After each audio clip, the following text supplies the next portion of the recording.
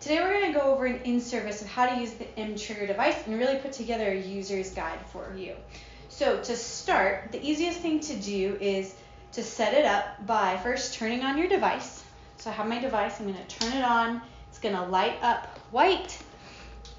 I'm going to make sure my electrodes are plugged in and ready to go. Once I have that, I'm going to go to the mTrigger app. I'm going to open the app. If you haven't downloaded it already, you can do that. But I'll go to mTrigger app, and first I'm just going to hit connect. I select my device that I turned on, and I wait for it to calibrate. While it's doing this, that is an excellent time to put your electrodes on your patient so you're not waiting for it to calibrate after that. So my patient here is going to extend her legs. We're going to take our electrodes. We're going to go over her quad muscle. They're new and nice and sticky, which is exactly what we want. We're going to go 1 over VMO. And our second one further up. Squeeze for me. Perfect. Okay. So now we've got our electrodes on. So we're ready to go as soon as it's done calibrating, and it's only got 2 seconds left. Perfect. All right, so now we're calibrated. We can hit save and close, and this is where we set up all of our goals for the exercise session. So we're going to go into settings, and we're going to look at our channel, single or dual. We only have 1 channel on right now, so we're going to make sure it's on single channel. Match goals is only if you're using 2 channels. It'll match the goals on both sides. That's not the case here, so we'll leave that turned off. Next, we'll look at our channel 1 goal settings. So we only have channel 1 attached right now. So if we're going to do one exercise, say a quad set, I'm going to make my goal roughly where I'm looking for her to hit with her quad set. Let's go like 800. I can either type it in or I can slide it up and down on the screen, whichever I prefer. After that, we'll drop down to our time settings. For the total time of the exercise, today we'll just do 30 seconds for demonstration. A contract time and a relax time. We're going to say contract for 5 seconds, and she's going to relax for 5 seconds. After we've done that, we scroll down and we can turn the audio on if we want. The audio is only attached to channel 1, but it's great for situations where you only want them to get feedback when they're in the green zone or when they can't see the device as well because they're on their stomach, a bunch of things like that. We'll go ahead and leave it off for now, but it is there if we need it. Once we've set that all up, we hit save. And we can go back to our main screen. Now, to start, let's go through some of the applications for which you would use mTrigger.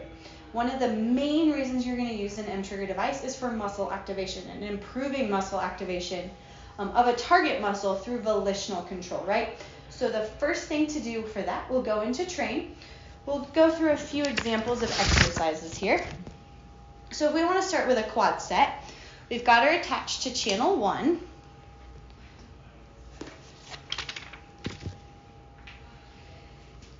And we're going to use the device to show what a quad set would look like for improving muscle activation.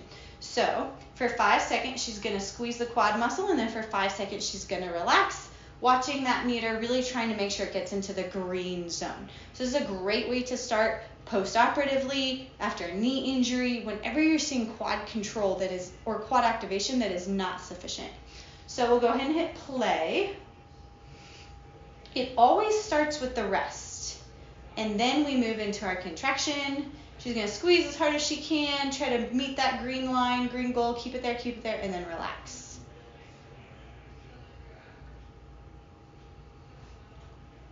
Good.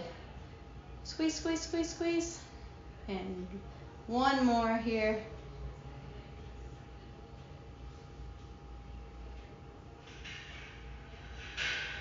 Excellent. So when she's done with that exercise, a little notice is going to pop up saying, do we want to save this session?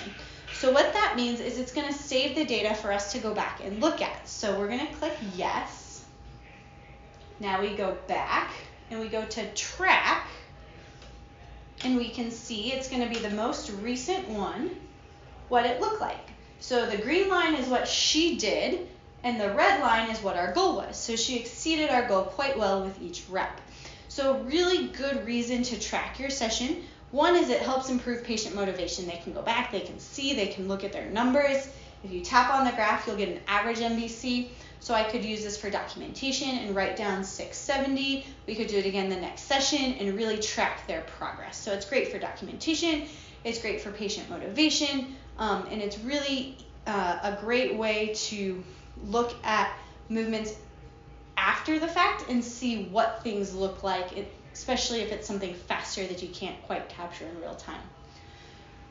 So we'll go back to train and we'll demonstrate another exercise that's great for muscle activation. We'll stick with the quad, but now we'll go into a quad set. We'll go into a straight leg raise, so something a little more advanced. She's still going to squeeze her quad and lift her leg during that 5-second interval, and it's going to look something like this.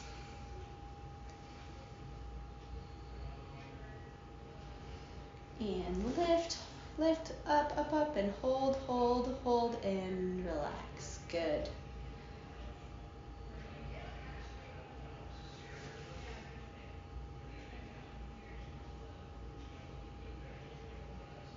And we'll get one more in.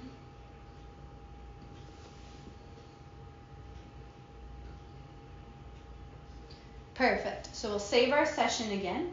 We'll go back. We'll go to track and we'll look at how that compared. So again, she did really well compared to our goal for her. Now I'd even say we increase our goal. She's meeting it, no problem. Let's really help her get more activation out of it. That's the whole point. So I'd increase our goal next time. And we see 628 is her average. So we're doing really well. We're maintaining that MVC. So the next time I go back, I'd use this toggle on the bottom. I'd increase her goal 12 to 1500 and have her do the exercise again, see if we can get some more muscle activation out of it. So those are easy examples on the knee. We can even progress to a step up or a step down, same exact setup. Pads are on the quad. We got our time settings, and she just goes into that exercise. Another really great example is to use it for the glutes. We could use it during bridges, deadlifts, hip extensions, anything like that. Lower traps for prone Ys or scaptions, looking at muscle activation of that muscle, and even just the rotator cuff in general with all of your typical rotator cuff exercises. Those are all great examples, and you can find them on our website with video examples for all of them as well, but this works so well for muscle activation, not only of the knee, but of the shoulder, of the calf, of the hamstring, glutes, all of those muscle groups. So the next example we're going to look at in a huge way that mTrigger biofeedback can be very helpful is looking at movement symmetry. So for this, you're going to use it to address the symmetry of movement using a dual channel. So we'll plug our second channel in.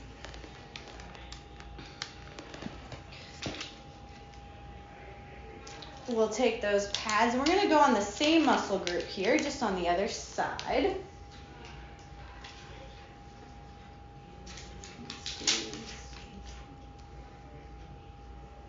Perfect. Now we'll go into our settings.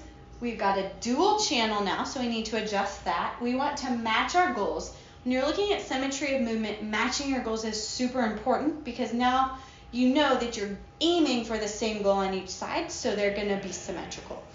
So we'll leave that there. We're going to put our goal at an appropriate place for the exercise we're going to do.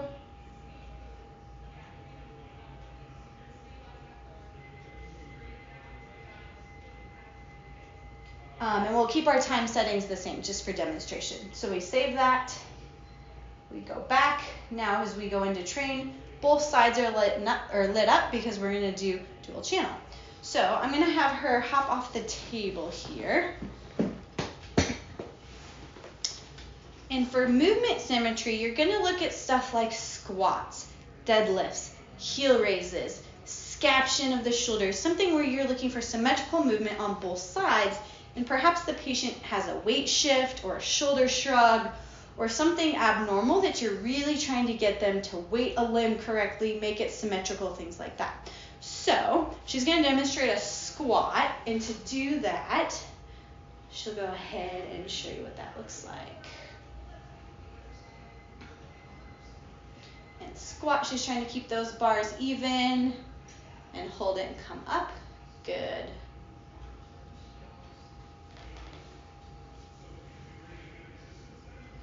Good. For the last one, I want you to shift your weight so we can see what it looks like. So now you notice as she shifts her weights, we see an imbalance in the graph, and that's really what the patients are going to see when their movement is not symmetrical. So this biofeedback is going to give her that information to help her make that movement more symmetrical. This is great for deadlifts with a shift, learning to wait after a foot injury, anything where you're trying to get movement on both sides that looks the same and is equal. This is a great place to start. So we can save that session and go back and look if we want. Going back, we look at track, we're looking at both sides. So we can see here now that that second channel, which is on her right side, it fell off a little bit on that last one as she was demonstrating what a weight shift looked like. Very good. So now we're going to talk about compensation. So this is another awesome use for biofeedback. And this way is where you're going to improve the relative activation of synergistic or antagonistic muscles. For example, if we keep you standing, we're going to move our electrodes.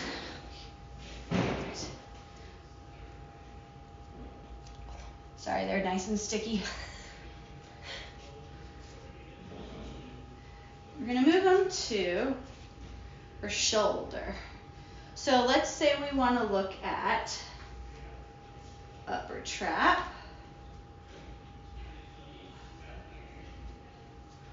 All right.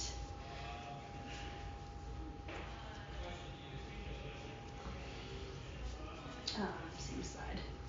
Oh. Sorry. And lower trap.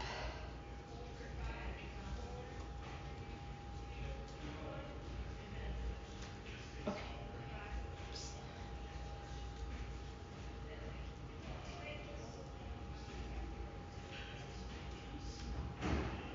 Okay. So here we have them on her upper trap and her lower trap because we're going to look at compensation during a scaption exercise. So go ahead and face forward for me. Let's see. Make sure. Oh, I lost one.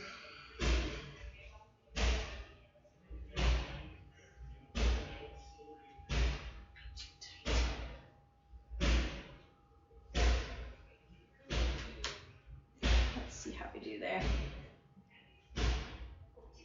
Okay, perfect. So we'll go into our settings. We've got dual channel on. We don't necessarily want match goals because really what we're looking at here is to decrease activation of the upper traps and increase activation of the lower traps. So we'll take off match goals. We'll go into our settings. Channel 1 should be on her upper trap. Perfect. Which means we want to decrease activation of the upper traps. So we're going to set that goal a little bit lower.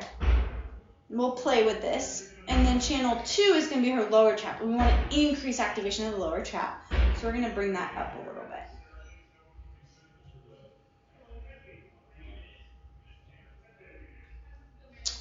And then we'll save it. We'll go back to our train screen.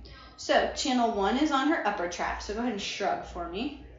So we really see that go with a shrug and relax. And channel 2 is on her lower trap. So go ahead and do a scaption exercise for me. Good. And as you do that, I want you to keep channel 1 nice and low, channel 2 as high as you can. Good.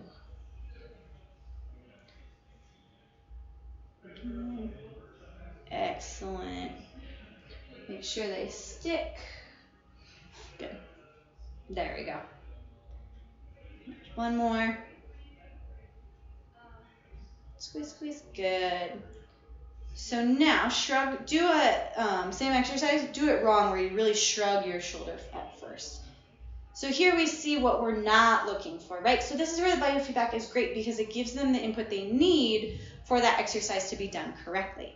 So that's one example of compensation and using the biofeedback for that. You can also use it for things like a quad set, someone who is very hamstring dominant in a quad set and you need them to calm the hamstrings down. You can do it one channel on the quads and one channel on the hamstrings. That's a great example. something where you're looking for glute activation and not lumbar extension, you can put on the paraspinals and the glutes and do prone hip extension, really up training one and helping the other to relax. So we use that for compensation. All right, go ahead and have a seat again. You can kind of take the pads off. Oops. And organize them.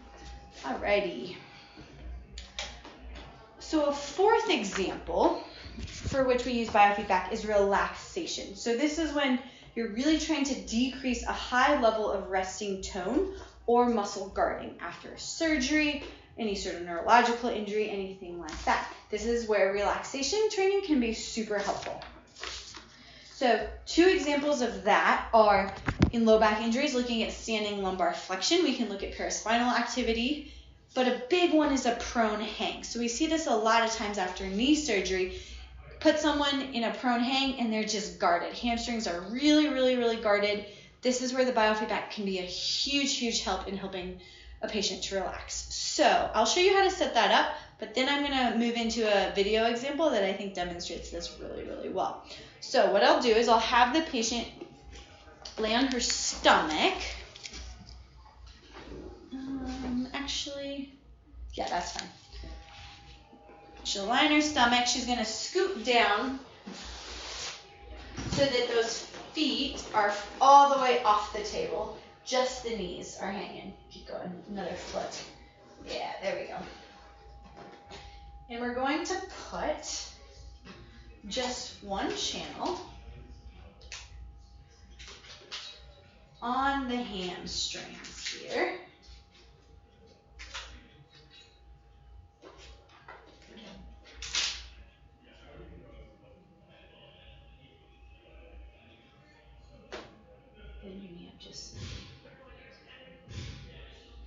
So I have those electrodes right on her hamstring. Excuse me. I'm going to go into settings. We have a single channel, and we're going to worry about our MVC goal once we get back into training. I'll show you that. So we got single channel. We're going to save it. Go back. We're going to hit train. Go ahead and activate a little bit. So if she has a level of resting tone, go ahead and bend your knee a tiny bit. Good, hold it there. What I'm gonna do is, you can see it on the graph here. My goal is to get it all the way gone. That's how I know she's relaxed. But I need to give her some feedback. So what I'm gonna do is I'm gonna set my goal so that it gives her some feedback. Hold it, too much. There you go. This gives her some feedback, but it gives her a goal to work for, right? So if I set it super high, it's gonna look like she's relaxed, and that's not what we want. If I set it super low, she's never gonna get to where we're going. So we kind of want it somewhere that's challenging, but still attainable. So right here I have it, and I'm just gonna let her sit here and hang out and watch that biofeedback and wait till she really can learn to relax that hamstring muscle and just let her heel hang. So sometimes they're here for 10 plus minutes, just really learning to relax and let that muscle tone dissipate. So we'd sit here, she'd try to relax, relax, relax, relax, relax, relax. You can go all the way. And as she relaxes all the way, we see that that feedback goes away. There's really not much that it's picking up, and that's great. That's exactly what we want to see. To try to get the hamstrings to be quiet as you lay on your stomach with your kneecaps over the edge. And this is a good tool for you. We do 10 minutes of this. This is one of the old videos I have, and you can see the heel height difference here. This is all due to muscle hamstring activity. And what you want to do is reduce that activity by teaching the patient to relax the hamstring. So you want to get the light all the way down to the bottom. That's what we do with the mTrigger, is let the light go all the way down to the bottom and teach them to control that so you can get that heel height difference down to almost nothing. Now, another really, really excellent use for biofeedback is for eccentrics. So with eccentrics, we're really looking to improve muscle output during the eccentric portion of the exercise, which is huge, especially as we move to these more advanced stages. So it's a great exercise for banded external rotation, for doing a lunge with a slider to get the eccentric quad, hamstring pulls using an eccentric component, heel raises using an eccentric component. All of those are excellent, excellent examples. Again, you can find all of these videos on our website, in our blog posts, on Vimeo. Go check it out and let us know if you have questions. Today, we're going to demonstrate an eccentric heel raise because it's the easiest to do with what we have with us right now. So,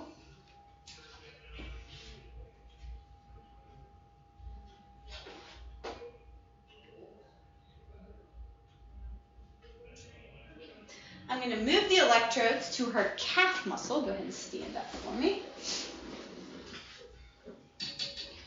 We'll take the device. We're going to use this nifty sleeve here. Let's take the, oh, yeah.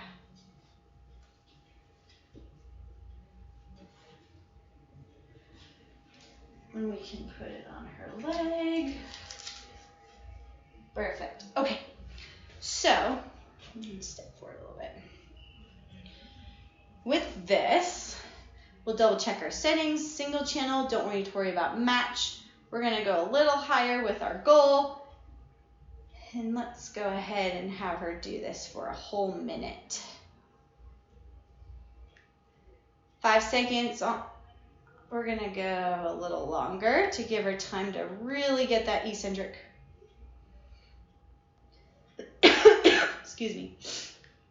Oops.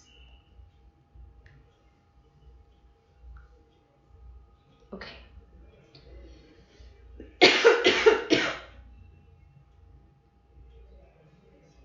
So, with an eccentric, my instruction to the patient is you're gonna go and get that activation meter into the green. And as you lower down from the exercise or come out of it, I want you to do everything you can to keep that meter in the green.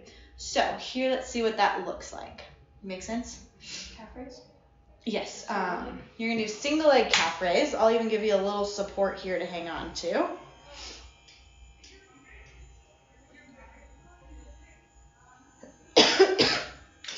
Okay. So she goes rest. We're gonna go up on the toes. Good. Lower down. Keep in the green. Keep in the green. Keep in the green. Keep in the green. Keep in the green. Keep in the green. Relax. Perfect. And again, up. Keep it in the green as you lower. Lower. Keep it in the green. Keep it in the green. Keep it in the green. Keep it in the green. Good. Up. Keep it in the green. Lower. Good. And up. So this is a great way to challenge them to really make sure you're getting what you want out of that eccentric exercise component. You're fatiguing it, you're working it hard, you're really challenging the neuromuscular system.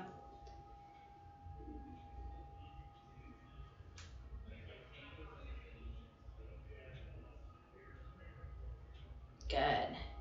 And then we can save it. We can go back. We can look at it in the graph and we can see she really did a much better job as we go along of maintaining that eccentric activation, which is excellent and exactly what we're looking for. So this is an awesome way to really maximize eccentric exercise. All right, another really great component of the mTrigger biofeedback is the neuromuscular deficit test. So we see this on the bottom here, and that's what we're going to go into. When we do the deficit test, we have to use 2 channels because we're comparing right versus left. So it's a really simple way to show that. Go ahead and have a seat again. Feet this way. We'll take that off your calf. We're going to use dual channel again because we have to look at 2 sides. We're going to go simple quad set just to demonstrate this. Or straight. Let's do straight leg raise. So we'll put these back on her quad.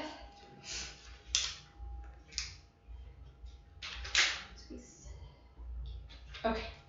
So one really important thing about the neuromuscular deficit test is channel 1 has to be your involved side. So in this case, Channel 1 is on her left side. So her left side is our involved side, making her right side the uninvolved side.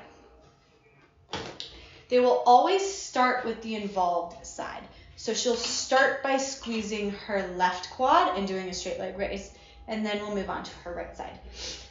So, in order to do a neuromuscular deficit test, you're in dual channel and you have to match your goals because we're looking at comparing both sides. We save that. We go back to our deficit test and we should be ready to go. When it's ready, the I for involved side will light up and she does the exercise then. When it's done and the N lights up, she'll do it on the uninvolved side, so the non-involved. All right, can you kind of see it? All right, here we go. So when that I lights up, she's gonna lift the left leg, go, go, go, go, go, go, go. And if it's not moving, we're gonna go back. Go ahead and squeeze and lift. There we go, we should be better now. All right, let's try it again. And squeeze and lift. There we go. Hold it, hold it, hold it, hold it, hold it, hold it, hold it. And relax. Go left. And go, go, go, go, go, go, go, go. Good. And relax. We got one more because we do 3 reps per side. And go, go, go, go, go. And relax. Now we're going to move to the right side, or the non-involved side, and we're going to look at that and squeeze and lift. Harder, harder, harder, harder, harder, harder.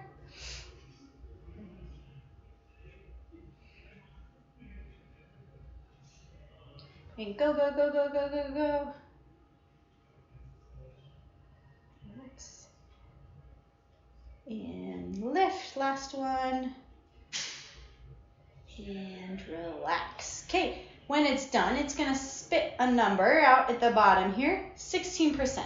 That means that she's 16% weaker, so there's a 16% deficit on her left involved side. Not bad, we got some work to do. Now, if it were to say negative 16, that would actually mean she's stronger on the involved side than the uninvolved side. This is a great test to use all throughout the course of your rehab treatment. So we can use it for straight leg raises and quad sets, or as she gets more advanced, we can use it for single leg squats, we could use it for lunges, we could look at the hamstrings in a single leg bridge or a deadlift, we could use it for shoulder external rotation at your side or up at 90. You can really be creative with what you're doing for your deficit test to match where the patient is in their rehab. So it's a great tool for that. We'll move on to another really, really great resource in the mTrigger biofeedback, and that's live tracking. So what that is, you're going to go to settings, and if you scroll down to adjust EMG settings, you're going to click on that and you're going to get this EMG monitor. So go ahead and stand up. We're going to put this in the band and put it around your arm. What this does, as you can see, is it tracks in real time. So this is great for things that are moving a little faster or very repetitive, running, walking, gait training on a treadmill, things like that. Another thing you can use it for, just to show, is things like squat jumps. So if she does squat jumps in a row, just do like 5 of them. We can kind of watch that live tracking screen, see what things look like. So it's a great use for that. Go ahead and run in place. We can kind of watch what happens right versus left. Is one side higher, have more impact with one more variable? Is she favoring a side? Kind of do it with a limp. That's fine. See, now we can see a big difference in what's happening. And that's awesome. That's exactly what we want. Good. Go ahead and have a seat. So that's what the live tracking screen does, and it's awesome for those repetitive movements like running and walking I said. It's also way more sensitive, meaning it's going to pick up lower levels of activation a little bit better than our typical train screen here. So if you have someone who's really, really early post-op and really you're not seeing much activation, or they have a neurological injury or nerve damage, You can use the live tracking screen early on to help pick up levels of activation that may not quite be seen very well in training yet. Okay, we have 2 more things to go through of ways you can use mTrigger biofeedback in the clinic. The one other thing on here we haven't covered is the games. So with those on, we're going to go ahead and hit play. Take that off. And then take your right side off too. We're going to use single channel to demonstrate the games. We're just going to do a straight leg raise like we've been doing to demonstrate a lot of these. Actually, let's put them on your shoulder. We'll demonstrate the game with a shoulder exercise. So we have 4 different options, and any of them can work for a single channel game. So let's start with, we're going to do the biking game. So we'll do Trailblazer here. It's going to load. It's got to recalibrate as we go into it, so we'll make sure it's got our device. We're going to connect. Let's go sideline external rotation.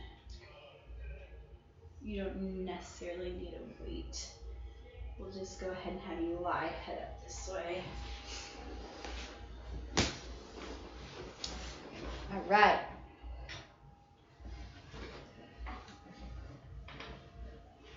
So we got our device connected here. It's working on it. We're going to hit play. So make sure she can see it. And go, go, go, go, go, go, go, go, go, go, go, go, go.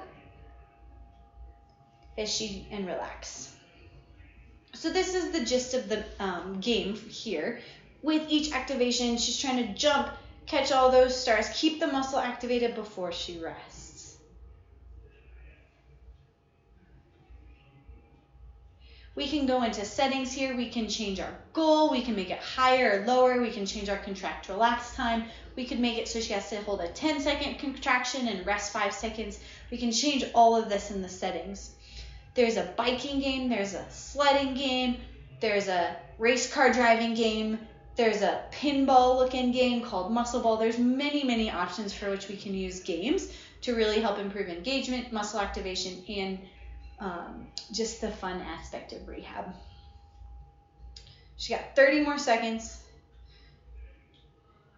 Don't get tired yet.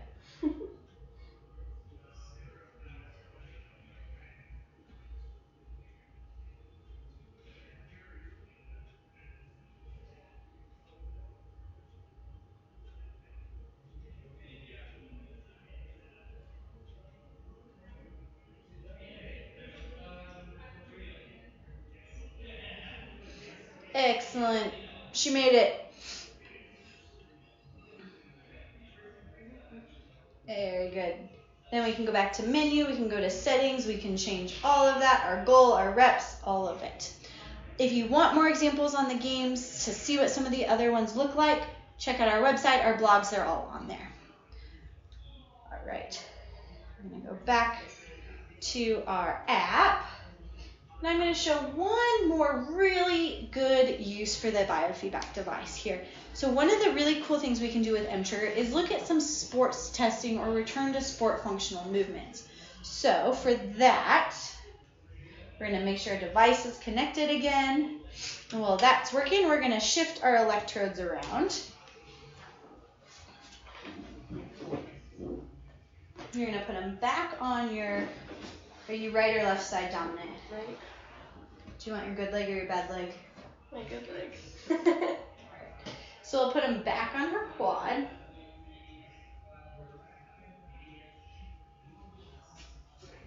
It's the strap. We're going to put this in the strap because she's going to be hopping around and we don't want it to move.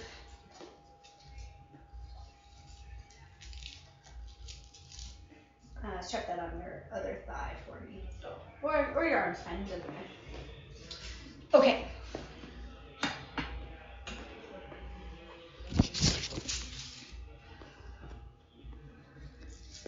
So, when we look at sports testing, we're really looking at dynamic testing applications for gathering additional information on muscle activation during sports testing, hopping, landing, cutting, change of direction, deceleration, these things that we look at in sports testing, but we don't see from a muscle activation standpoint. So, for example, after an ACL, a lot of times they struggle with deceleration control. So what we're going to do is some hopping. You're going to start up here for me. Perfect. And to set that up, we've got it all connected. We're going to go into settings. And our total time is not going to be very long because she's going to do a backwards hop. So really the total time that we're looking at is very small. So let's just say 5 seconds total. The contract time, meaning what we really want to look at, we'll put at 4. It's a long hop, but it's okay. And then 1 second. Actually, let's do 2 seconds of a rest, 3 seconds of a hop. Save that. We're not in dual channel. We don't need to worry about matching our goals. That's fine for our goal. Okay, now we save and we go back and we're going to go to train. So it's going to be quick. As soon as I hit play, she has 2 seconds to get ready and then she's got to hop. So it's going to count down 2. Then you're going to hop backwards and stick bone in. That's it. On your right leg. Single leg? Single leg hop back. Yep. Ready? And hop. And hold. Good. We save our session. We can go back. We go to track. We look at our landing. And you can see that peak there. That was our landing EMG. So she's just about 1600. And then we kind of see a few wobbles out of that. So we could look at this on both sides. What does her involved side look like compared to her uninvolved side? Is it drastically different? This can be information that's helpful for us for return to sport testing and getting athletes back because they could have good hop testing that allows them to pass, but they may not actually do it in a way that's advantageous and safe for them to go back to sport. So we'll try again. Same thing, I want you to be better about landing softer. Bend your knee, get down, land soft. And go. There we go. Let's take a peek. Go back. And it was about the same, but she did better holding the landing. So what we'll do now is I'll show you what it looks like when it's incorrect. So I want you to land very stiff leg. Bend at your hips. Don't really bend at your knee. Kind of like just plop back. Make sense? Okay, here we go. And go. So now, not done well. Let's see what it looks like. So we see really high peak force, not a lot of absorption after, and that just demonstrates really what's happening to the joint, at the joint, and with the muscle with some of these more dynamic sports testing. You could look at a triple hop, you could look at a backwards hop, you could look at a drop land, you could look at anything like that that you would look at for return to sport testing. It's all an excellent way to use the device to kind of help give you more information. Perfect. Go ahead and have a seat. All right, so we've covered 9 different ways that you can use an mTrigger device in your clinic every day with all your patients. And there's many, many more, but these are plenty to just get you started. If you need more resources or have more questions, please reach out to us or check out our website for a bunch more information.